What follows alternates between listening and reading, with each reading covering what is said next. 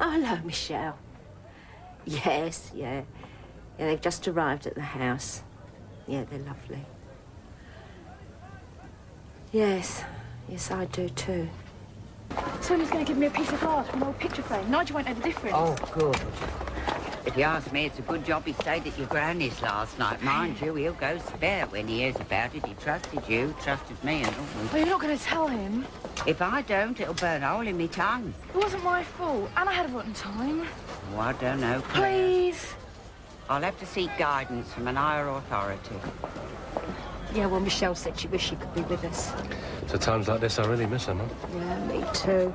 She asked what we were doing, and I told her we'd be going down the cemetery later. Well, I'll ring her tonight, tell her how it went. Yeah. You sure you don't mind packing up the stall? As a sign of respect. That's nice.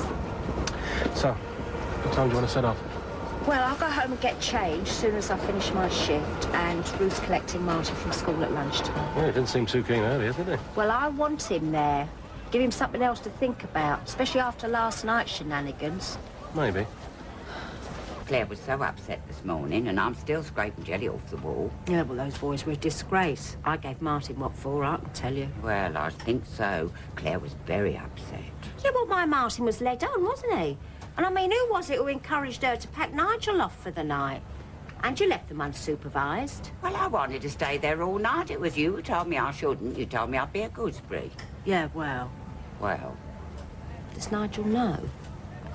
Pauline, as you know, I ain't normally a dishonest person, but I think it better if Nigel don't know about last night. I mean, them boys, they just barged their way in, didn't they? Claire was a victim. Yeah, because we didn't know it was going to turn into a riot, did we? Well, could we? Weren't our fault.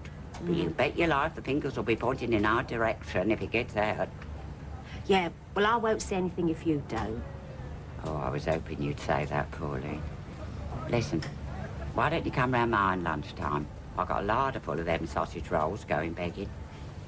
No thanks, I'm going up the cemetery to visit Arthur. Was it? Oh, Pauline, I'm so sorry I didn't think.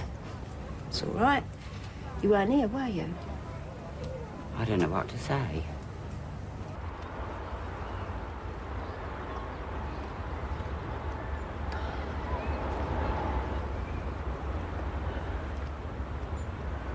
Martin? Go on.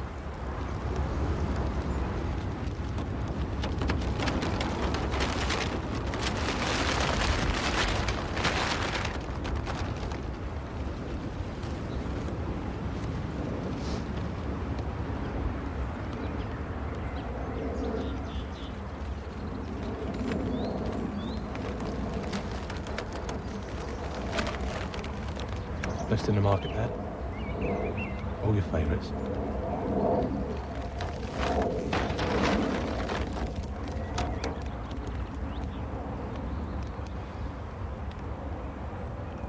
Doesn't it seem like a year ago, does it? I still can't get used to the idea. I'll always miss him. Of course you will. Listen, you two can take Martin home with you now. No, Mum, we'll wait for you. No, I want some time here on my own. It's all right. Come on, you'll get the tea ready by the time you get back, eh? Come on.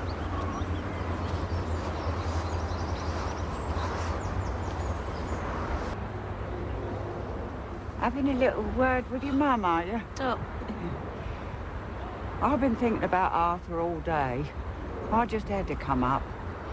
I've left a little posy on his grave. All these lovely flowers. Yeah, well, it was kind of you to take the trouble. Oh, I felt awful this morning. Your family's been very good to me, Pauline. I mean, I didn't always see eye to eye with Lou, but I thought a lot of her. You and Mum go back a long way, don't you? Not as far as Ethel. No. Her and Ethel, they was great friends. They was very close. Mm. I've thought a lot about Mum lately. Have you? I was looking through some old photographs of her the other night. She was quite a looker in her day, weren't she? What was she like when she was young? Well, according to Ethel, she was full of life. She liked to have a bit of fun, all right. What do you mean? Oh, well, you know, she liked enjoying herself. apparently she was a bit naughty at times. Mind you, I think Ethel was a bit jealous of her. She never admitted, of course. Stories she's told me. What sort of stories? Well, you know, they worked in a factory together, her and Ethel, when they was young. Yes, right. Yeah, well, apparently they had this boss, you know, right old he was. Ethel says they had to have a bit of a laugh, you know, something to look forward to. Well, you wouldn't believe this, Pauline, but one day Lou lifted up her skirts and she danced on the cutting room table. She didn't. She did. Apparently the whole factory ground to halt. Ethel said it was her what got the blame. Mind you, knowing her, it was he who probably egged Lou on. She never told me that story. No, well, she wouldn't, would she? They was the good old days, you know, days when they was young girls out carrying the world. That's a funny thing, Pauline. Ethel's story is always about the laughs they had, even though there was a war on, you know, she never talks about the bad times. Mind you, Lou was never as forthcoming as what Ethel was. Martin was really quiet today, wasn't he? Yeah. So was Mum. Can you two come in the living room for a minute, please?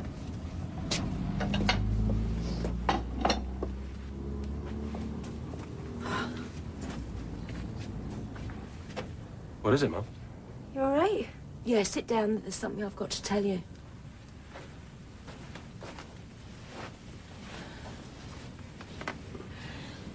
A while ago, I came across this letter. It was written 60 years ago, from your gran to Ethel. Ethel doesn't know I've got it. I photocopied the original and put it back with her things. I didn't know whether to tell you or not.